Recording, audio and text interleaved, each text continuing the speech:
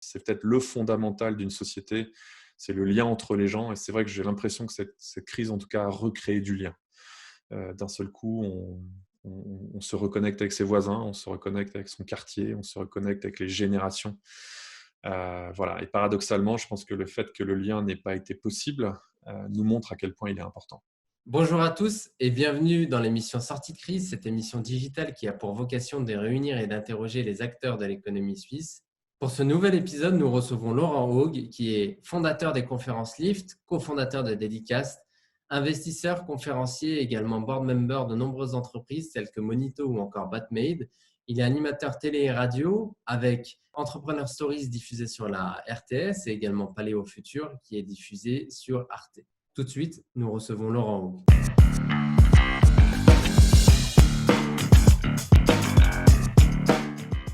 Avec nous, Laurent Haug. Bonjour Laurent. Salut Tariq. Alors Laurent, tu as une activité qui est palpitante. Récemment, tu as lancé l'entreprise Dedicast. Est-ce que tu peux nous en donner quelques détails, en tout cas une petite description pour qu'on sache un peu plus ce que c'est? Alors, Dedicast, c'est en fait une plateforme sur laquelle tu vas et il y a des personnalités qui vont être intéressantes de différentes manières, certaines parce qu'elles sont célèbres, comme PPDA par exemple, qui joue le jeu sur Dedicast depuis le lancement.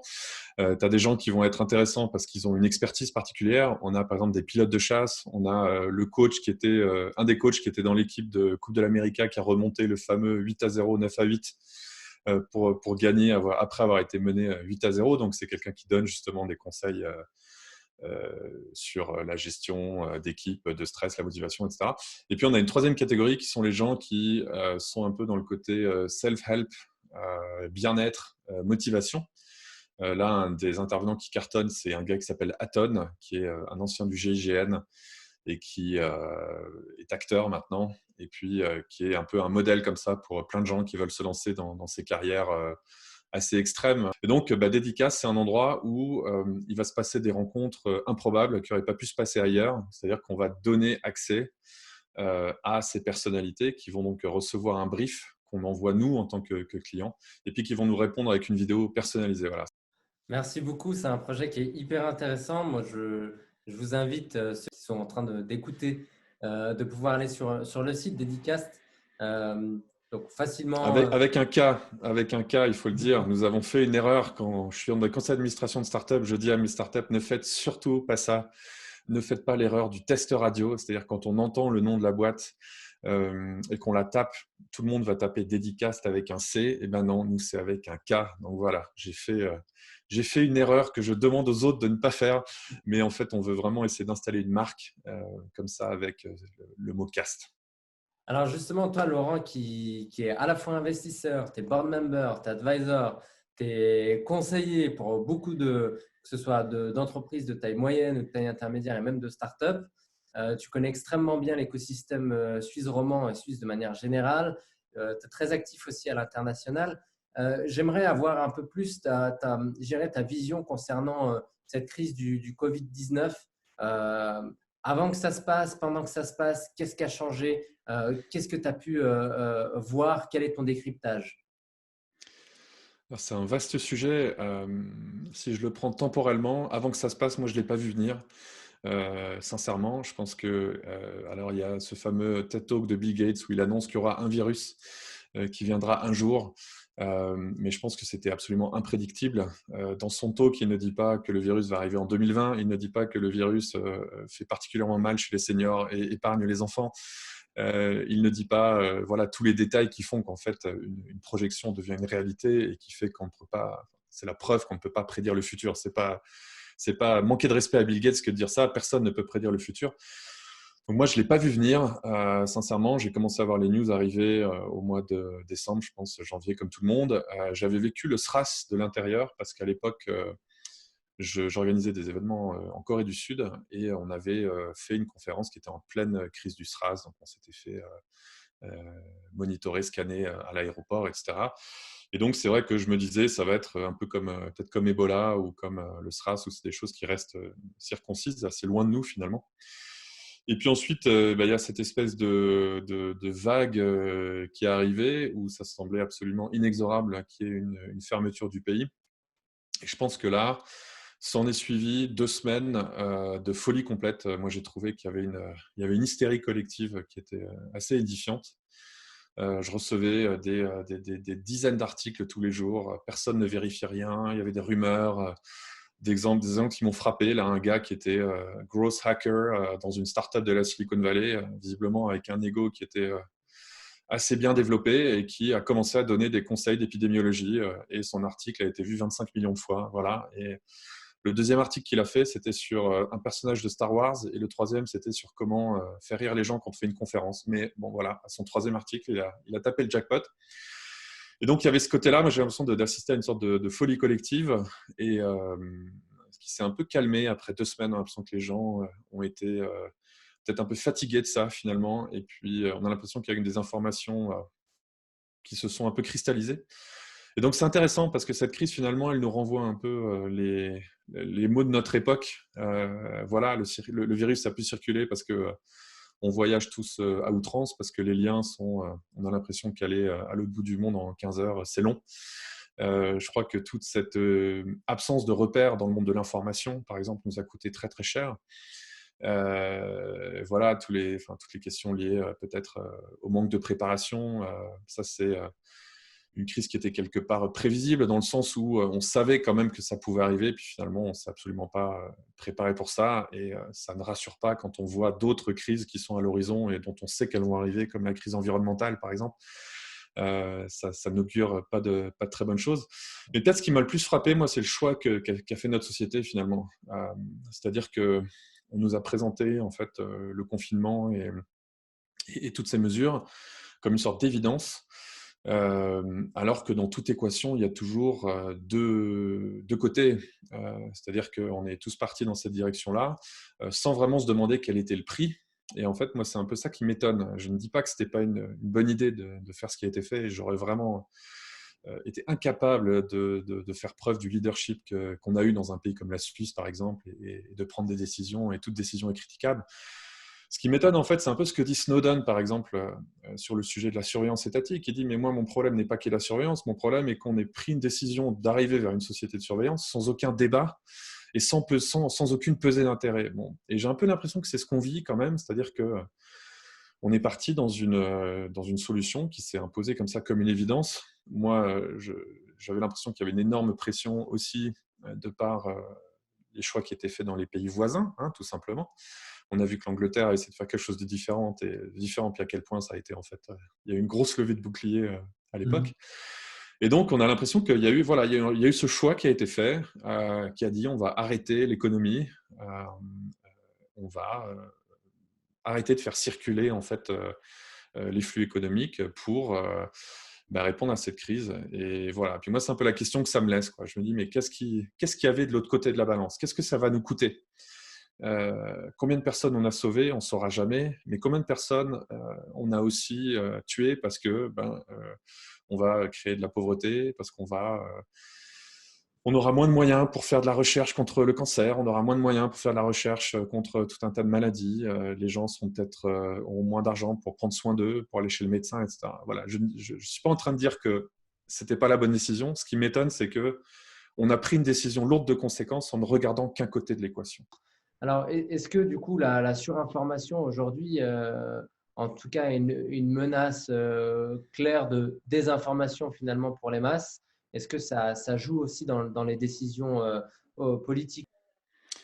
À mon avis, bien évidemment. Et alors, toi, tu es trop jeune pour avoir connu les tout débuts d'Internet, mais un des trucs qui était génial au début d'Internet, c'est qu'il y avait une promesse de mettre tout le monde à niveau. C'est ce qu'on a appelé le user-generated content, par exemple, c'est-à-dire moi, avec un clavier, je peux écrire un article et je peux le faire lire par des millions de gens, alors qu'avant, il fallait que je passe par un gardien du temple qui était un rédacteur en chef qui me validait et qui décidait, lui, de me mettre devant les gens ou pas. Et donc, on a pensé que c'était un énorme progrès, finalement, cette arrivée je ne sais pas comment dire, mais on a donné un peu le pouvoir à n'importe qui de devenir un média. Et donc, il y a assez vite eu un débat sur… D'abord, c'était les amateurs contre les professionnels, hein. Il y a une grande époque, vers les années 2000, du journalisme citoyen, par exemple. On trouvait ça génial qu'un citoyen puisse aller raconter ce qu'il a vu, hein. C'était Oh My News en Corée, pour les plus anciens comme moi. Que j'avais rencontré d'ailleurs, Monsieur O, un sacré personnage. Et donc, il y avait cette idée, on n'a plus besoin des professionnels et on fait disparaître la frontière entre le professionnel et l'amateur. Et aujourd'hui, je pense que c'est un peu ce qui est en train de nous hanter finalement. C'est qu'on a effacé beaucoup de repères. Alors, on ne sait plus trop de quelle culture on est. Il y a des gens voilà, comme moi qui vivent entre les pays, les langues, qui voyagent. D'un côté, c'est très bien. D'un côté, moi, je sais pas, dans une journée, je vais parler avec des gens qui sont en Australie, je vais parler avec des gens qui sont aux États-Unis. Ça ne me coûte rien parce que c'est sur WhatsApp ou par email. Mais on a enlevé des repères en fait dans la société. Et je pense qu'aujourd'hui, ce qu'on est en train de payer, c'est justement l'absence de ces repères. Parce que ce que je disais tout à l'heure par rapport au monde des médias, bah oui, c'est assez frappant de se dire que quand même, sur des sujets médicaux, bah, il y a des choses qui sont vraies, il y a des choses qui ne sont pas vraies. Et qu'il il y a des médias qui sont soumis à des procédures de contrôle, il y a des médias qui signent des chartes, il y a des médias qui ont de la déontologie, et puis à côté de ça, il y a tout un tas de gens qui ne sont soumis à absolument aucun contrôle, n'ont aucune conséquence pour le fait de dire des choses, hein. Moi, je suis français. En France, si on tient des propos racistes, si on tient des propos homophobes, on peut aller en prison. Alors qu'aux États-Unis, par exemple, ce n'est pas du tout la même jurisprudence. Mais toujours est-il que ça devient de plus en plus dur de filtrer en fait, d'où vient une information, puis alors se rajoute, je pense que comme un espèce de métaphénomène, la perte de confiance dans les institutions, notamment dans les gouvernements. Et donc aujourd'hui, une information est presque d'autant plus suspecte qu'elle émane d'un gouvernement. Dans certains cas, c'est juste, dans d'autres, probablement un peu moins. Mais on met tout ça dans un shaker et c'est vrai qu'on a l'impression d'une… Enfin, c'est abyssal, quoi. On ne sait plus ce qui est vrai. Moi, à des moments dans cette crise, il y a eu au début, on a dit voilà, ça touche que les gens d'un certain âge. Ensuite, d'un seul coup, pendant quelques jours, il y avait des messages parce qu'il y a un médecin en Italie qui avait dit que il y a quelqu'un de 35 ans qui était décédé. Alors, ce qu'on ne savait pas, ce qui n'était pas dit, c'est que c'était probablement quelqu'un qui avait une maladie antérieure ou quelqu'un qui a des problèmes de poids. Enfin bref, toutes ces choses qui ensuite se sont avérées comme étant des facteurs aggravants, par exemple, si on reste sur l'exemple du Covid. Mais c'est sûr qu'une information qui aurait été peut-être filtrée par des journalistes avec un rédacteur en chef, il y aurait eu un fact-checking, il y aurait eu des gens qui seraient allés voir, il y aurait eu des interviews de première main. Je ne sais pas combien toi tu as reçu de messages disant ça vient de ma cousine qui est infirmière au CHU de machin et qui dit que attention.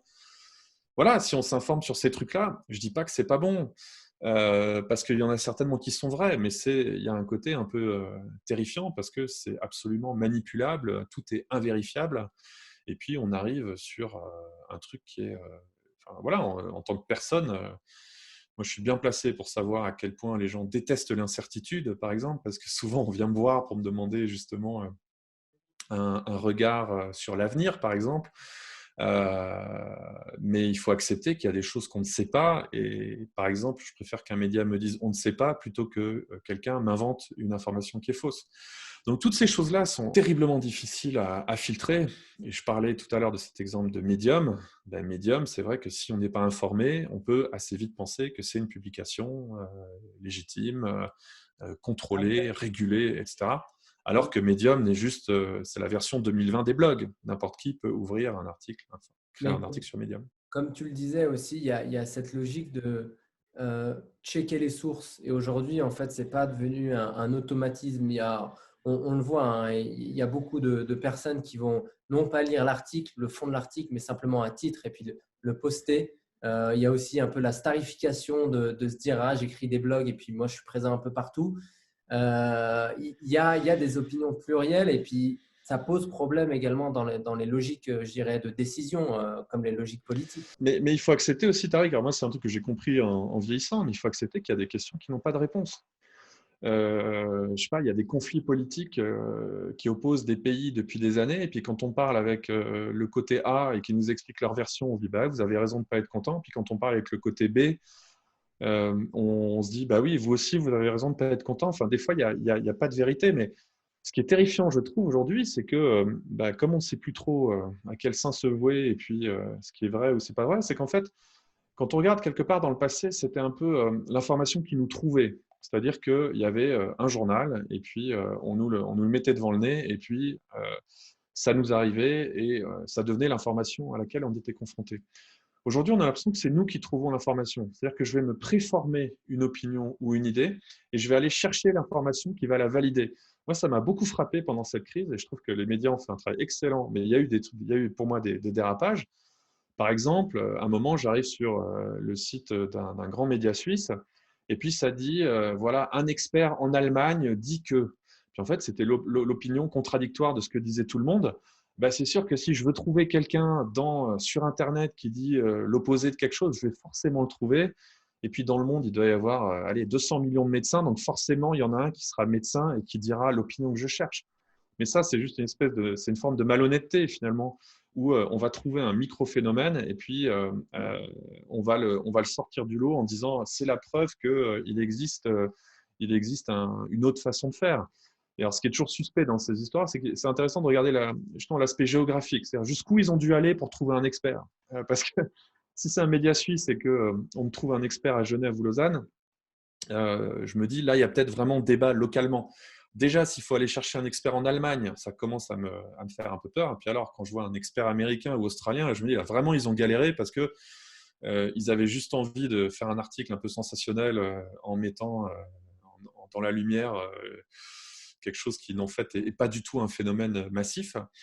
Et voilà, ça, c'est les petites façons qu'on a de trier l'information. Mais Alors justement, Laurent, quel enjeu et quel futur pour cette société de l'information?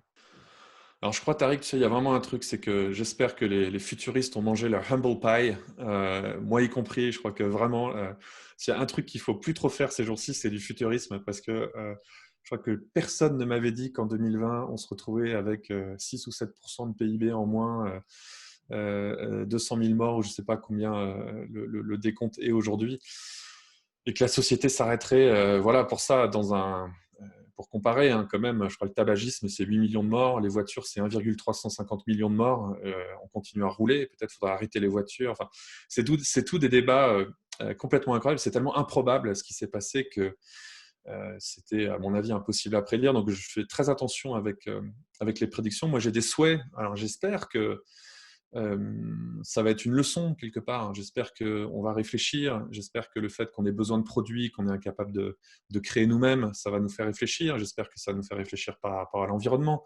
J'espère que ça va faire réfléchir les entreprises par rapport à la façon de travailler. Moi, j'habite dans un coin assez rural. On commence à voir qu'il y a des gens le marché de l'immobilier frémit parce qu'il y a des gens de la ville qui viennent. Il y a pas mal de personnes qui ont dû se dire que finalement, de se mettre dans les bouchons, de créer de la pollution et de faire un aller-retour au bureau, c'était pas forcément nécessaire, en tout cas tous les jours. Donc, j'espère qu'on va apprendre de ça. Et puis en même temps, je commence à vieillir. Ça doit être ma 3e ou 4e crise économique, hein. Moi, je suis sorti de mes études, il y avait beaucoup de chômage. Ensuite, il y a eu la bulle Internet, le 11 septembre 2008. Voilà, donc ça va être la 3e ou 4e crise économique majeure. C'est vrai que je crois que malheureusement, ça ne change pas le monde aussi radicalement qu'on le souhaiterait, quoi. J'entends aujourd'hui des voix qui disent qu'on va vers une société beaucoup plus humaine, beaucoup plus respectueuse de l'environnement. Je pense qu'en fait, on va retourner un peu sur business as usual. Et je veux pas pointer du doigt, mais je pense que ça, c'est une des grandes erreurs aujourd'hui. J'ai beaucoup de mal avec ces discours qui disent, par exemple, moi, je suis un chantre du respect de l'environnement. C'est vous qui devez changer votre mode de vie. Moi, je pense qu'on est tous responsables de ça. Je ne connais pas une personne qui n'a pas brûlé du pétrole dans sa vie, qui n'a pas participé à la création du problème de l'environnement, par exemple. Donc, je pense qu'il faudrait, voilà, il faut en tout cas s'unir peut-être. Et c'est vrai que ça, c'est un thème où j'ai l'impression qu'il y a quand même du mouvement. C'est peut-être le fondamental d'une société, c'est le lien entre les gens. Et c'est vrai que j'ai l'impression que cette crise, en tout cas, a recréé du lien. D'un seul coup, on se reconnecte avec ses voisins, on se reconnecte avec son quartier, on se reconnecte avec les générations. Voilà. Et paradoxalement, je pense que le fait que le lien n'ait pas été possible nous montre à quel point il est important. On se rend compte effectivement que le côté local, la proximité, certaines valeurs, je dirais, du collectif sont en train de revenir et on note aussi quelque chose qui est un peu dans la lignée des quelques années précédentes, mais c'est la montée, je dirais, des opposés, du populisme, de la polarisation. C'est vrai qu'on a d'un côté vachement cette idée un peu écologique, de développement durable, de décroissance également. Et puis de l'autre côté, on a non, il faut qu'on continue à faire du business de manière différente. Peut-être que les usines, on va devoir pouvoir réinvestir à un moment, parler de robotisation, parler d'intelligence artificielle, etc. Donc c'est vrai qu'il y a deux mondes. Quelle est ton opinion sur cette polarisation qu'on est en train de vivre et qui s'accélère? Alors moi, je pense qu'il y a, j'aurais pas appelé ça polarisation, mais en fait, oui, c'est vrai, il y a une polarisation. En tout cas, il y a des inégalités, à mon avis, qui sont de plus en plus grandes. Est-ce qu'il y a une polarisation? Alors, c'est un terme dangereux. Pour moi, il faut le désambiguiser. C'est-à-dire que polarisation, par exemple, on pense gauche et droite, et pour moi, gauche et droite, ça ne veut plus rien dire. Par exemple, moi, je pense être en même temps de gauche et de droite. C'est-à-dire que je crois au côté social et je crois en même temps à l'entreprise et à l'entrepreneuriat. Et voilà, Dédicace, typiquement, est un projet qui a une dimension solidaire, qui est une boîte fort profit, mais qui a une dimension solidaire. Et pourquoi pas? Et moi, je pense que quand on crée des emplois et qu'on donne des emplois qui ont du sens, hein, parce que un emploi, tous les emplois ne se valent pas. Mais je pense que c'est un acte militant, c'est un acte citoyen. Donc, polarisation, je veux juste bien définir le mot. C'est-à-dire que pour moi, les extrêmes ont changé. D'ailleurs, ça me frappe. Je trouve qu'en France, par exemple, l'extrême gauche et l'extrême droite ont des discours finalement assez similaires. Ce qui est étonnant si on pense que la gauche et la droite sont, et d'autant plus les extrêmes, sont finalement censés être les plus opposés. Maintenant, oui, je pense que il y a clairement une polarisation qui se crée et puis qui vient justement de toutes les forces qui divisent la société. Donc, tu parlais de l'environnement. Moi, je pense que l'environnement est un problème collectif dont tout le monde doit s'occuper.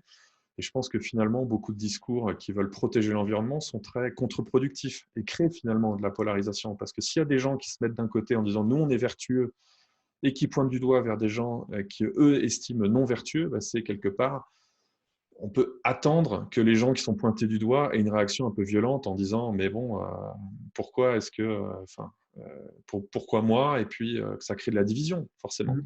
J'avais lu un truc très intéressant sur une analyse de comment Trump avait réussi à se faire un trou dans l'électorat blanc aux États-Unis, donc dans la classe moyenne blanche américaine. Et puis, en fait, cette analyse qui est faite par des sociologues, hein, un bouquin très intéressant, qui disait, mais en fait, c'est une classe sociale à qui on n'arrête pas de dire qu'elle est ultra privilégiée, par exemple. Alors que c'est des gens qui sont dans la galère. Hein. Il y a, je sais pas, 40% d'obésité aux États-Unis, il y a beaucoup de chômage, il y a les problèmes de violence d'armes à feu et tout. Donc d'un côté, on n'arrête pas de leur dire vous êtes super privilégiés parce que vous êtes une classe moyenne, voilà, vous recevez des aides ou je sais pas quoi. Puis de l'autre, le quotidien de ces gens-là, c'est une énorme souffrance et ils se sentent abandonnés. Donc arrive un candidat populiste qui leur dit non pas vous êtes des privilégiés, vous êtes des profiteurs, mais qui leur dit vous êtes géniaux, le problème c'est les autres. C'est évident que ce genre d'électeurs vont se jeter dans les bras de la personne qui leur dit ça. Donc en fait, c'est très intéressant parce que ça montre que des fois, en essayant de faire le bien, ce n'est pas forcément le résultat qui arrive. Là, on est dans des questions éthiques assez profondes. Mais voilà, je pense qu'aujourd'hui, c'est vrai que tout un tas de problèmes qu'on essaie de résoudre, que ce soit au niveau des inégalités, au niveau de l'environnement, au niveau politique, il faudrait qu'on comprenne qu'on ne les résoudra qu'ensemble et que de pointer du doigt vers son voisin en disant c'est ta faute alors qu'on en est tous responsables, je pense que ça ne va que créer plus de divisions. Alors, à ton avis, concernant la suite des choses, et si on se projette dans le futur sans être futurologue, à ton avis, quelles vont être les mutations économiques qui vont arriver, notamment en Suisse? Alors moi, je pense que je vais élargir, c'était le sens de ta question la première fois que tu l'as posée et je n'ai pas complètement répondu, mais je pense qu'on va vers une société assez métamorphosée. D'abord, il y a une période qui arrive qui va être ce qu'elle est, c'est-à-dire qu'on va pouvoir sortir chez nous, mais on va pouvoir sortir du pays, ou difficilement. Alors, qu'est-ce que ça va donner un pays, un continent, un monde dans lequel on est bloqué chez soi ou alors dans lequel voyager est très difficile? Qu'est-ce que ça va donner les pays où il y a eu des réponses un peu autoritaires et où, par exemple, on a utilisé la technologie pour suivre les citoyens en temps réel pendant la crise. Hein, je rappelle que, par exemple, les péages en France, c'était censé être temporaire. Hein, ça devait rembourser les prix. Bon, voilà. Donc, il y a pas mal de mesures temporaires qui deviennent définitives. Donc, est-ce qu'on va encore augmenter la surveillance sur les citoyens? Est-ce qu'à l'opposé, il va y avoir une réaction vis-à-vis de tout ça? Qu'on va dire, on va atteindre une sorte de trop-plein et puis les citoyens vont dire ça suffit. Donc ça, c'est très difficile à prédire. Maintenant, économiquement, je pense qu'on a une catastrophe sur les bras. On a coupé l'afflux sanguin. On a arrêté le cœur du système pendant des semaines et des semaines. Donc, le sang ne circule plus. Donc, petit à petit, il y a tous les membres qui commencent à mourir. Et ça va de plus en plus loin, plus on attend. Et donc, voilà, ça va être hyper paradoxal parce que moi, tous mes amis entrepreneurs, alors je parle là que pour la Suisse, mais tous les entrepreneurs vont recevoir 2800 francs de mémoire. Donc, vont ressortir de la crise probablement avec des difficultés financières. Maintenant, tous les gens qui sont employés, eux ont a priori quand même eu un salaire qui a continué et puis des frais qui ont baissé. Donc, c'est peut-être des gens qui vont sortir de la crise avec plus de pouvoir d'achat. Maintenant, derrière, on sera dans une économie qui est sinistrée. Moi, je pense qu'il va y avoir des pans entiers de l'économie qui vont disparaître. Je suis très actif, moi, dans le monde de l'événementiel. C'est un monde qui est à l'arrêt, qui va être encore à l'arrêt pendant des mois. Les compagnies aériennes, est-ce qu'elles seront encore là? Qu'est-ce qui restera dans les restaurants? Donc voilà, ça va être terrible. Et puis, comme d'habitude, dans toutes les crises, il y a plein d'opportunités, il y a plein de choses à faire. Et il y a aussi tout un tas de nouvelles sociétés qui vont émerger. Moi, un truc qui m'a frappé, c'est à quel point cette crise, de par sa nature, a donné une sorte de prime au digital. C'est-à-dire que je suis au conseil d'administration d'entreprise où il n'y a même pas eu, je pense, une minute de perte de travail avec la crise. Pourquoi? Parce que c'était des entreprises qui étaient complètement digitalisées de base, de par leur ADN, de par leur structure. Elles sont nées à l'ère digitale, donc il n'y avait que des outils dans le cloud, des gens qui travaillaient sur des laptops, des bureaux où il n'y avait pas une feuille de papier. Ces gens-là n'ont pas perdu une seconde, pour peu qu'ils travaillent sur quelque chose qui a pu continuer. Si vous êtes restaurant, vous avez beau être le gérer avec un laptop, ça ne sera pas possible de travailler. Mais donc ces entreprises n'ont pas été affectées, voire se sont renforcées parce que, imaginez, vous êtes t'imagines, tu es dans la livraison et puis forcément tout le marché vient vers toi parce que c'est la seule possibilité d'obtenir de la nourriture. Donc ces entreprises sont renforcées. Et puis de l'autre, je pense qu'il y a tout un tas d'entreprises qui étaient soit liées à des activités qui sont impossibles à faire digitalement. Je pense aux dentistes qui a quand même du mal à bosser à distance ou par Zoom. J'ai vu qu'il y avait des coiffeurs à New York qui coachaient leurs clients pour se couper leurs cheveux. Voilà, c'est très courageux. Bravo aux gens qui l'ont fait. Mais il y a des métiers qui sont difficiles à faire de façon digitale. Et puis à côté de ça, il y a tout un tas d'entreprises qui mettaient les pieds au mur quand on leur parlait d'innovation depuis 25 ans et qui auraient eu la chance de se digitaliser, que cette crise ne soit pas terrible, mais qui, quelque part, en résistant au changement, en ont fait quelque chose de terrible. Donc, de nouveau, il va y avoir une espèce d'accélération des inégalités avec, d'un côté, des gens qui vont sortir renforcés de cette crise, de l'autre, des gens qui vont sortir affaiblis, voire mis à l'arrêt. Mais je pense que, globalement, personne n'a gagné parce que l'économie est va être dans un état absolument catastrophique. Il y a plein de grands pays qui vont passer d'une dette. Les États-Unis, ils ont imprimé quoi? 5 000 milliards de dollars et ils étaient déjà à 120% de leur PIB en dette. Il y a forcément un moment où ça va poser des problèmes. Soros proposait d'avoir de la dette perpétuelle tellement en fait on était sur je dirais, avancé dans ce processus d'endettement, je dirais. Et puis cette dette, de toute façon, elle vient toujours aux générations d'après. Donc pour le monde de demain, Oui et non. voilà. C'est comme on sort d'une crise de la dette. On fait de l'inflation, tout simplement. Ouais. C'est-à-dire que moi, tu me dois 1 million, mais si maintenant 1 million, c'est le prix d'une baguette de pain, le problème de la dette sera réglé. C'est ce qu'on a vu arriver dans plein d'endroits. Donc, c'est aussi peut-être ça qui va arriver. Et puis, ce qui va être terrible pour la Suisse, c'est que n'oublions pas que la Suisse est un pays qui exporte, ce qui pourrait être terrible pour la Suisse, mais c'est un pays qui exporte 55% de son PIB vers la zone euro et vers les autres pays. Donc déjà qu'on a une monnaie qui est de plus en plus forte, qui n'arrête pas d'être de plus en plus forte, imaginons qu'il y ait de l'inflation, déjà que c'est difficile d'exporter aujourd'hui quand on est suisse, ça va être absolument impossible. Donc tout est complètement interdépendant. Je crois que cette crise nous a montré à quel point on dépendait les uns des autres et à quel point on fait que se créer des problèmes quand on se tape dessus ou quand on pointe le doigt les uns vers les autres. Alors, Mais c'est vraiment bon pour personne ce qui se passe. si on avait des notions clés à retenir par rapport à cette crise et les enseignements qu'on doit en tirer, quelles seraient-elles? Je crois que le karma, ça existe. Le karma, la meilleure façon dont j'ai entendu définir le karma, c'est tu es dans une piscine, tu fais une vague, la vague, elle va aller taper le bord et puis elle va revenir. Et donc, ce qu'on fait a un impact et ce qu'on fait de positif revient positif et ce qu'on fait de négatif revient négatif. Donc, moi, je pense que c'est une énorme leçon karmique, cette crise. La crise nous remet sur un plateau un peu tous nos excès, que ce soit la perte de repères, que ce soit les excès environnementaux, que ce soit les excès politiques, que ce soit voilà, est-ce que c'était normal qu'on aille passer un week-end à Barcelone pour 40 francs? Peut-être pas. Est-ce que c'était normal qu'on paye un fruit qui venait de l'autre bout du monde 50 centimes? Peut-être pas. Voilà.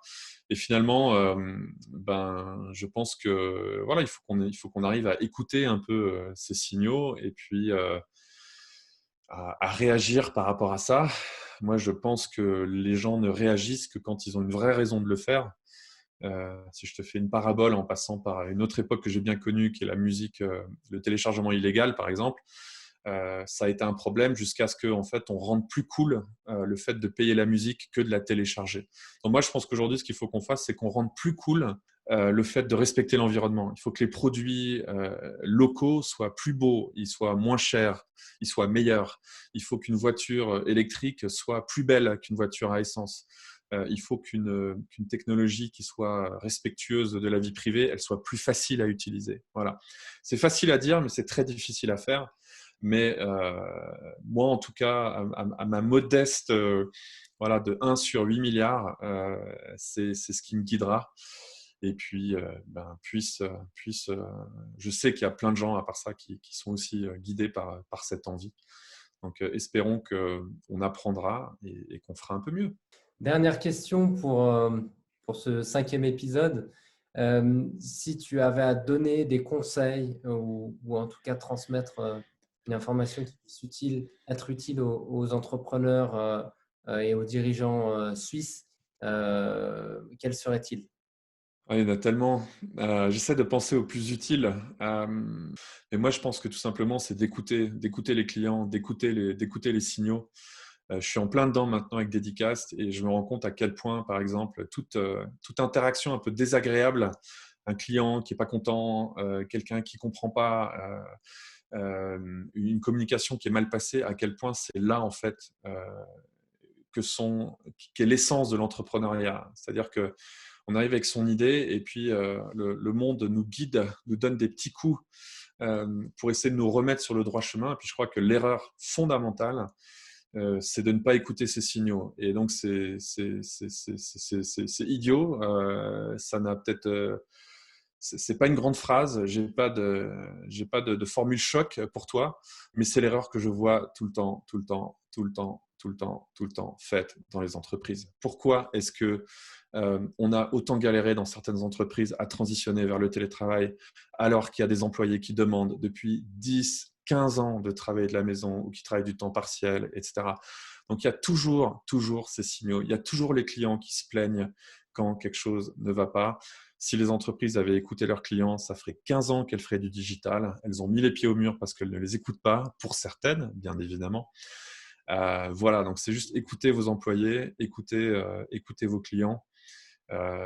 C'est vrai depuis la nuit des temps, ça sera vrai probablement jusqu'à la fin des temps. C'est pas très spectaculaire comme conseil, mais c'est beaucoup plus dur à appliquer que ça en a l'air, parce que très souvent, le feedback du client vient remettre en cause notre vision. C'est Fabienne Le Tadic qui m'avait dit ça dans une interview que j'avais fait avec elle. Avant, elle s'occupait de l'innovation chez Sigpa. Maintenant, elle est chez Everything. Et elle m'avait dit, mais pourquoi est-ce qu'on n'écoute pas les clients? C'est bien simple. Si tu repars d'un meeting client avec une page A4 de notes, de trucs qui vont pas, et le client ne te parlera que des trucs négatifs, eh ben, le côté un peu tranquille du job, en mode croisière, où on suit un peu son rythme à soi, est complètement remis en question. Et donc finalement, écouter les clients, c'est très compliqué. Ça oblige à ravaler son ego, ça oblige à ravaler ses grandes idées, ça oblige à changer de cap, ça oblige à se faire mal, ça oblige à prendre des risques. Et ça, finalement, c'est beaucoup plus compliqué que ça en a l'air. Merci beaucoup, Laurent, pour ta participation et ton partage. Et on se retrouve pour un prochain épisode bientôt. Merci pour ta participation. Merci de nous avoir suivis. Pour le prochain épisode, nous recevrons Nathalie Brodard qui est à la tête de Brodard Executive Search, cabinet de recrutement. Nathalie Brodard reviendra notamment sur la crise du Covid-19, son impact sur le recrutement et également les RH, le management et le leadership. Je vous dis à très bientôt.